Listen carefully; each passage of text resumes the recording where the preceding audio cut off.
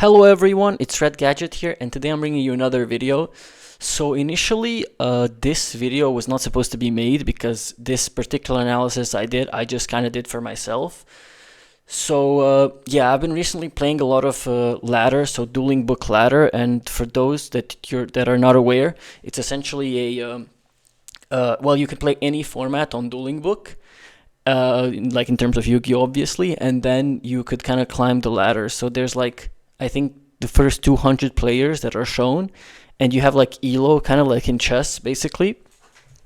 And then you can climb up if you win, like maybe 10, 20 points each win, or you lose like 10, 20. And then you go up and down, and if you have basically a positive win rate, you ought to go up, right? Which is another issue that I kind of encountered, because I thought to myself, well, it's not really about how good I do, it's about how much I can play. And I saw that for the days and weeks that I can play a lot, I tend to go up a lot, and for the days that I have a few matches, even if I play well, it's just not enough to climb. So yeah, this brings us to this point where I kind of was not sure if ladder really rewards like working hard and hustling and playing every day, or it's more kind of that like really talented players and players that play well are kind of rewarded for their play style and for the plays they make, and then obviously they should be on top, right? Because in theory, someone that is better should be on top, and not necessarily someone that just kind of plays games every day. So yeah, that was kind of the idea, and I thought to myself, well, I noticed at the top of the ladder there are some players which, by just looking at the numbers, seem to not win that much compared to their losses.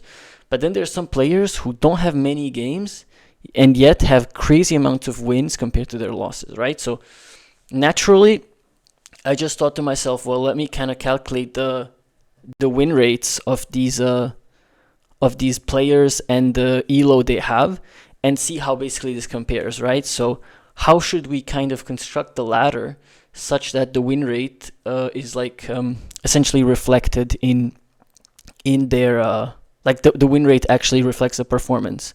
So yeah, as I said, like elo you can grind, right? You just need like basically above 50% win rate, and you can, if you have infinitely gain, like as long as you have infinite time, you will eventually be, like not eventually, you will for sure be top of ladder if you have infinite time.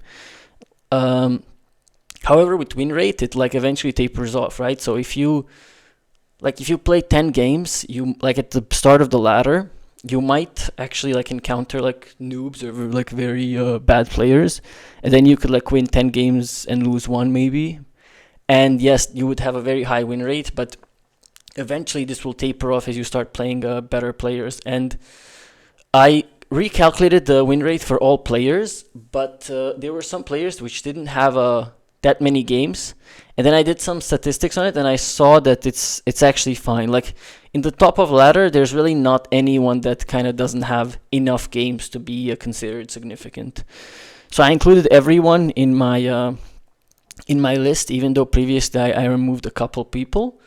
But yeah, so if you have basically 200 players on the ladder, I did the analysis just to see, okay, where do I stand, and like how does my win rate compare to the other people? And essentially, you have the lowest person on the ladder has 45% win rate, like basically 200th player, which I don't know how that makes sense actually, because they should fall out, but I guess yeah. And I believe the first on my ladder, but I'm not sure if he was first on the DB ladder, has a 87% win rate. These numbers in between are just quartiles, so like this like would be like the interquartile range in between 57 and 66, and then you would have in the middle 61. So basically what I'm trying to show here is like I'm trying to basically measure my win rate and see if I'm in this range, which I am obviously not, I believe. And then again, I said I'll just share this with everyone. So here's the ladder that I counted. This is from the 8th of January. So as you can see here, this is the rank like this is the rank that I rank based on my analysis. And then these are the ranks of that were basically assigned by DB, right? So this is the change essentially. So this player was 191st, and essentially I rated as first, as they have 100 wins and 14 losses, right? So this is very impressive.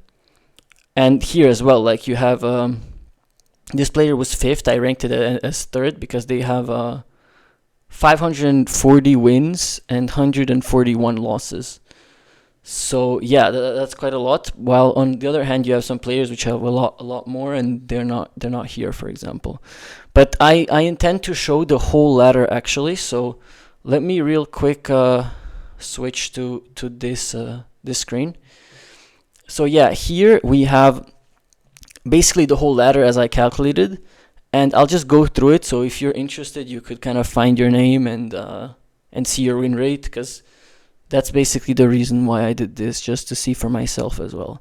So I'll just scroll slowly so that if you are on here, you could kind of catch your win rate and see where you would stand if the ladder was sorted by win rate. And then again, I'm not saying that win rate is the correct way to rank people, right? I'm just saying that for me, this is the statistic that I'm interested in. So top of ladder doesn't really mean much, but high win rate means much for me, even if it's like 120 games, for example. Because in 120 games, if your win rate's like 87%, that means like if you go to a tournament, you were most likely gonna do very well. And if your win rate's like 60%, 55, even if you're top of ladder, to me personally, that doesn't mean much.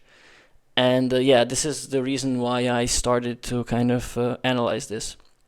In fact, it didn't take me very much. Like I just did it in a few hours, and I was like, okay, well, that looks nice. And then I said, well, I might as well make a video. So yes, this was the ladder as I sorted it. And now we can go back to the PowerPoint.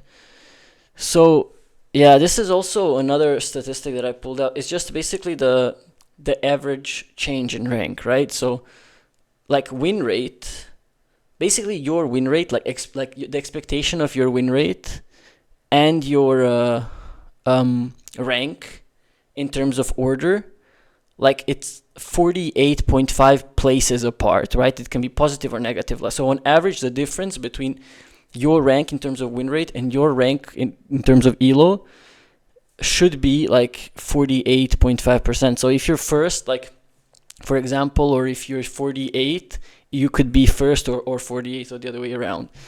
So like I expected a lot smaller difference. Like I expected players with high win rate to be kind of yeah, on top of ladder, and people with low win rate to be on bottom of the ladder because they would have lower rank. But this doesn't seem to be the case. So yeah, it's a completely different statistic, the ELO and the win rate. But yeah, this is just something interesting I came up with. In any case, yeah, I hope you liked the video, and I hope you like this new way of like kind of filming. I set up this OBS and stuff, so I hope all this worked well. And if you enjoyed it, please smash the subscribe button and let me know if you like the current setup and if you enjoy the video.